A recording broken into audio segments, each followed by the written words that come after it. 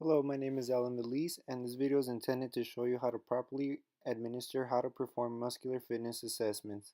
The purpose of the muscular fitness assessment is to determine an individual's muscular ability and muscular strength that involve the movement of a body part or external force that can be generated by a specific muscle or muscle group. The first test performed will be the push-up test. The purpose of this test is to determine the muscular strength and endurance by performing the maximum amount of push-ups allowed by the body. Before starting the push-ups, remind yourself that when you are pushing up, always breathe outwards. In the standard position of the push-ups, the hands must be pointed forward and under the shoulder.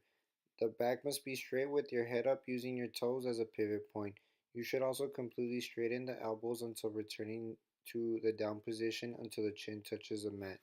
You should remind yourself that the stomach should not touch the mat at all. Another way of performing the push-up test is by going into the modified position of the push-up test. In the modified position, the legs are kept together while the knees are bent on the floor while keeping the same posture of the straight back, head up, and hands pointed forward under the shoulder. When performing the modified form, the chin should still touch the mat when coming downwards.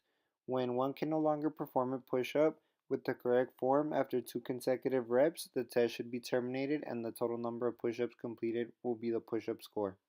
The maximal test or 1 rep max is the heaviest possible weight that one can lift in 1 rep with correct form. A maximal test should only be administered if the person performing the test is familiar with the movements associated with the exercise test. Before beginning with the 1 rep maximal test, you should warm up for 5 to 10 minutes by doing low intensity exercise such as dynamic stretching and or doing some light cardio on a treadmill, track, or bike. After you are all warmed up, perform several reps with just a bar or very light weight to familiarize the body to the exercise of the bench press. The proper way to execute a 1 rep max on a bench press should be to lay flat on the bench with your back and head all the way down on the bench. Your feet should be flat on the floor out in front of your body, and lastly, the hands should be placed shoulder width apart. When you are ready to begin the 1 rep max, one must choose a weight that is 50 to 70% of their estimated RM. Increase the weight by 2.5 to 20 kilograms until one is not able to complete the lift. The 1 RM should be found within no more than 4 trials to avoid fatigue from occurring. When one cannot lift the weight up any more successfully, the last weight accomplished will be the absolute 1 rep max score. One key thing to remember when going through the trials of the test: in between, one should rest 3 to 5 minutes between each trial. The strength to weight ratio is used in determining your 1 rep max category. You basically divide your amount lifted divided by your weight.